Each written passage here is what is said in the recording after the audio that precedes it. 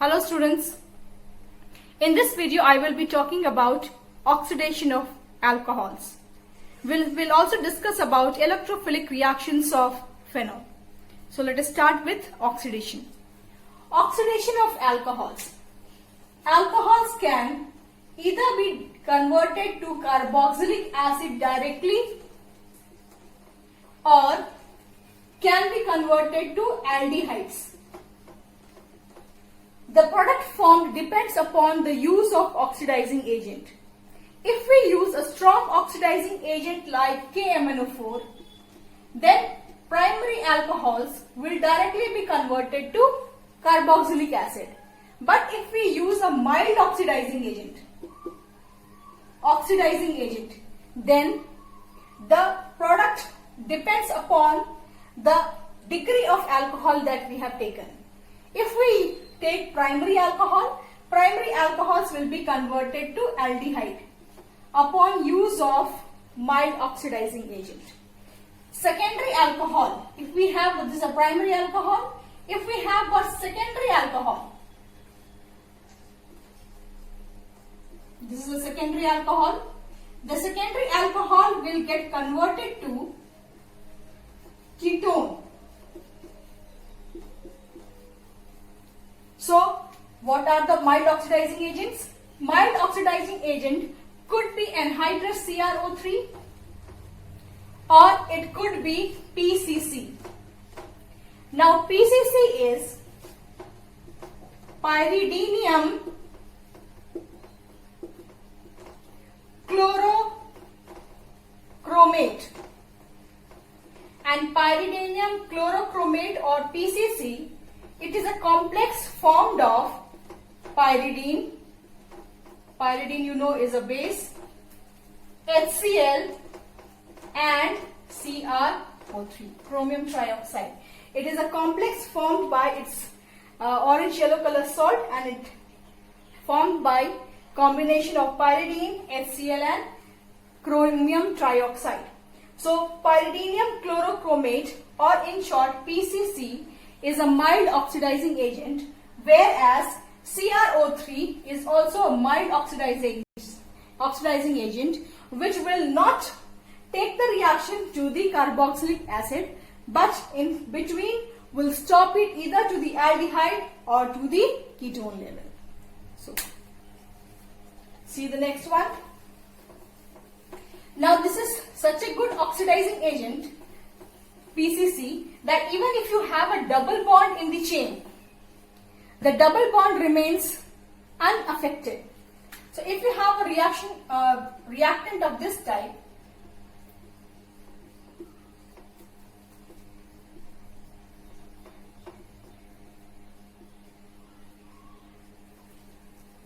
so if you have got this reactant and if you use PCC over here, this double bond will remain unaffected and only the alcohol will be converted to aldehyde. So the product will be CHO. This will be the product formed by using PCC. Now we will see that actually what happens during oxidation reaction. During oxidation reaction, removal of two hydrogen atoms take place. Suppose you have this.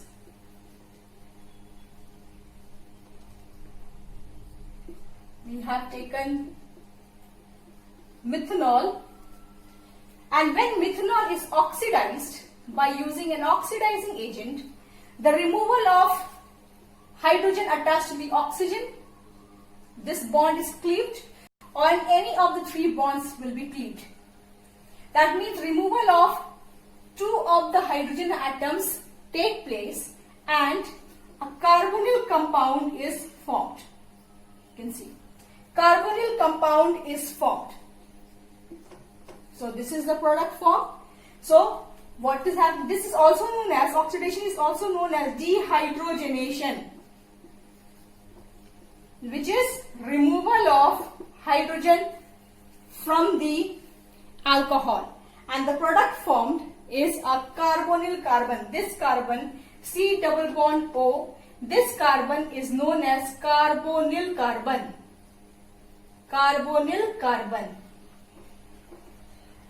If to the double bonded carbon, on the other side you have got a methyl group and hydrogen on another one, then this forms an aldehyde. It is known as aldehyde.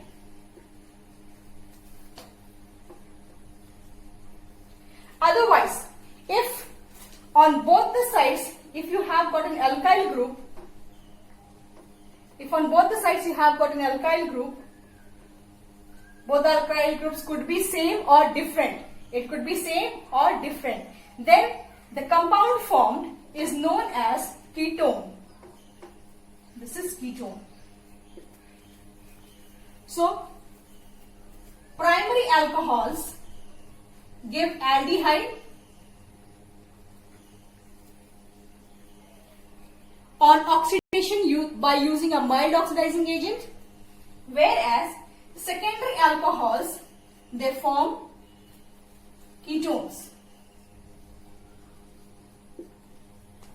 So, this is the thing. Now, if you have got a tertiary alcohol, then what will happen?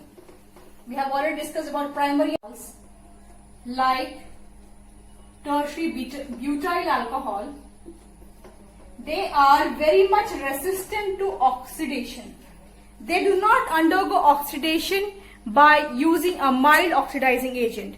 But if we use a strong oxidizing agent like KMnO4 and at higher temperature, different carbon-carbon bonds are broken and the product formed is a mixture of different carboxylic acids of carbon atom lesser than the reactant. So, if we use here KMnO4, strong oxidizing agent, and a mild oxidizing agent, no oxidation will take place. But when we use strong oxidizing agent and at higher temperature, when we heat it, then we get mixture of products of lesser number of carbon atom. It could happen that this bond is broken, or this is broken, or any of this can be broken. So the product we will get is acetic acid and formic acid. These are the product formed. If all the three are broken, then all the three will be getting converted into the formic acid. If only these two bonds are broken, then we will get acetic acid and formic acid. So this is the mixture of the product that we will be getting when a tertiary alcohol undergoes oxidation at higher temperature in presence of a strong oxidizing agent. Now let us see another reaction. When alcohol vapors are passed through heated copper. This is another method of oxidation of alcohol. So if primary alcohol, we have to take it in a vapor form. If it is passed through heated copper at 573 Kelvin, then we get the similar product, that primary alcohol will get converted to an aldehyde. Otherwise, if you have got a secondary alcohol under similar conditions, we have to take the vapor only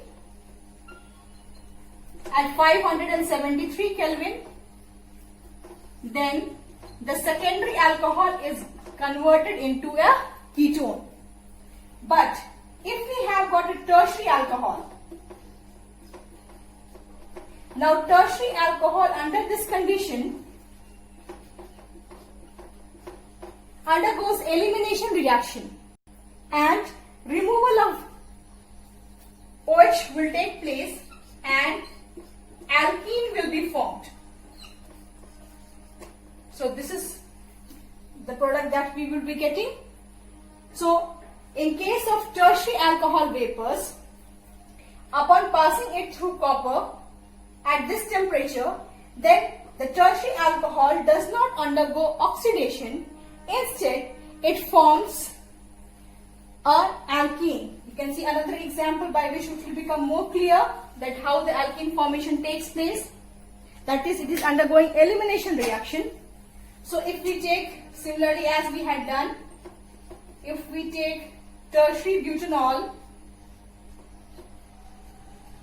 so tertiary butanol vapor in presence of heated copper. So any of the hydrogen atom from the three methyl groups could be lost and OH is lost. So in this way you can see that removal of water is taking place. So I am showing it over here, CH2. So I have lost the other hydrogen atom from this alkyl group and hydrogen from here and OH from this. Both of them will combine together to form water, and the molecule will undergo elimination reaction and an alkene will be formed instead of a carbonyl carbon. So this is we have for oxidation of alcohols. Now I will discuss about electrophilic reactions of phenol. So we will talk about electrophilic reactions of phenol now. Some of the reactions we will talk about electrophilic substitution reactions of phenol. So benzene ring of phenol undergoes electrophilic substitution. First of all, we will talk about nitration. Nitration can be carried out in presence of dilute nitric acid. We do not need sulfuric acid like in case of benzene.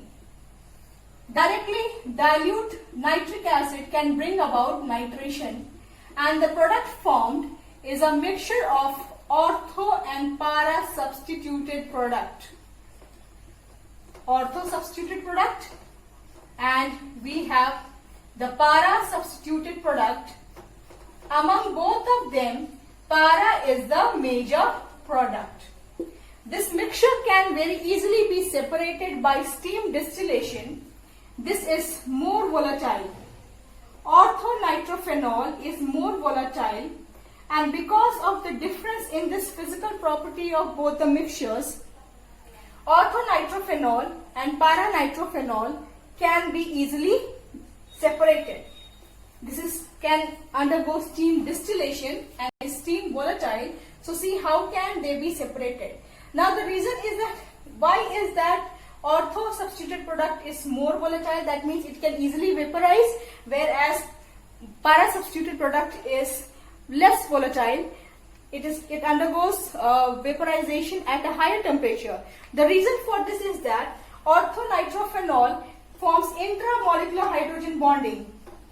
Intramolecular H bonding. And you know that intramolecular H bonding does not affect the physical property of the compound, whereas para substituted undergoes intermolecular. So intermolecular hydrogen bonding takes place in case of para substituted. So intermolecular means two molecules are associated by hydrogen bonding, whereas intramolecular means that within the same molecule the hydrogen bonding takes place. We will see now. Just see to it that how hydrogen bonding will take place in orthonitrophenol. This is NO2, so double bond oxygen and single bond, and this is how the intramolecular hydrogen bonding will be formed between hydrogen and oxygen of the same molecule. Whereas in this case, since they are at the opposite end, intramolecular does not take place, intermolecular hydrogen bonding occurs, and we will see that how intermolecular hydrogen bonding will take place in this case. So I will draw another molecule of nitrophenol. This is another molecule, and see here how the intermolecular bond hydrogen bond formation will take place. So oxygen of this, and I'll write hydrogen over here. So this is how two molecules are associated by hydrogen bonding, and due to which it has higher boiling point than the orthonitrophenol, and the mixture can be easily separated. We will coming back to the topic of nitration. What happens when nitration takes place in presence of concentrated nitric acid? If phenol undergoes nitration in presence of CONG-HNO3, so when this happens, we get tri-substitute picric acid, and by this method of preparation we get low yield of picric acid. Low yield. We don't get good yield. That means picric acid is formed in less amount. So how can we prepare picric acid by another method? Very easily the picric acid can be prepared in large quantity by another method, and that method is when phenol, first of all it will undergo sulfonation in presence of Kong sulfuric acid, and it will form di-substituted product.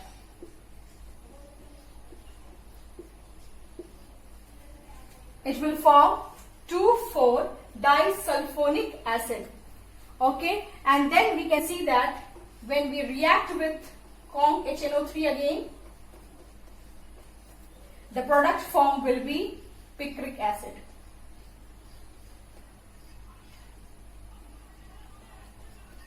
So we get picric acid in good yield, and this is a better method of preparing picric acid by using a phenol and Kong sulfuric acid than the earlier method.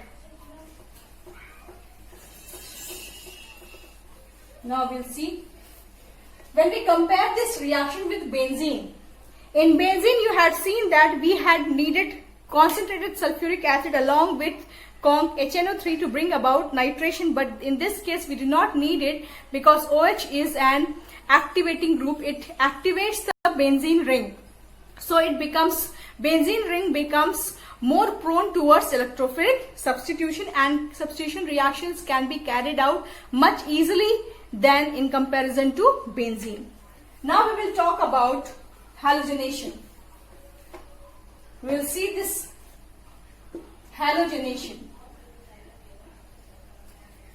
In this, phenol will react with the halogen, and we will see the reaction with bromine. So when phenol reacts with bromine, the reaction does not need a Lewis acid but can be carried out at low temperature and low solvent of low polarity like carbon disulfide or chloroform. Any one of them can be used. We can either use carbon disulfide or we can use chloroform, but the temperature has to be kept low, and we get mono-substituted product. Substitution will take place at ortho position and also at the para position, and similar to nitration, the para substituted product will be the major product. Of bromine water, a tri-bromo substituted product is formed. So phenol reacts with bromine water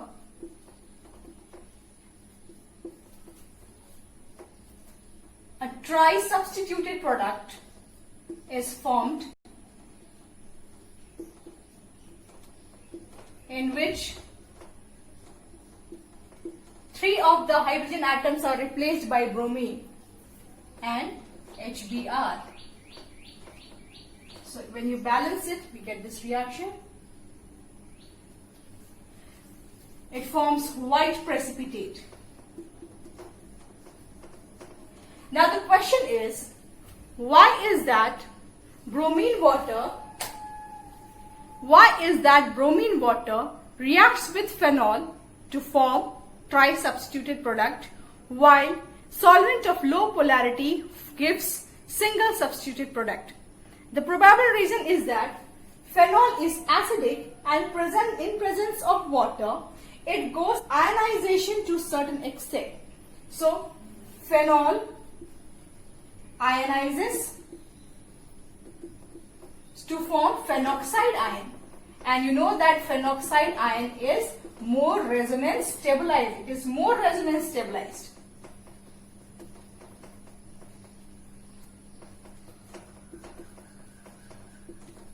Another reason could be that Br plus in presence of water is formed to greater extent and is more stable in an ionic solution. Is more stable in ionic solution or in ionic solvent. More proper word would be solvent. So because of probable these reasons, when phenol reacts with bromine water, it forms tri-substituted product, whereas when it reacts with solvent of low polarity like carbon disulfide or chloroform, it gives single substituted product in which para substituted product is more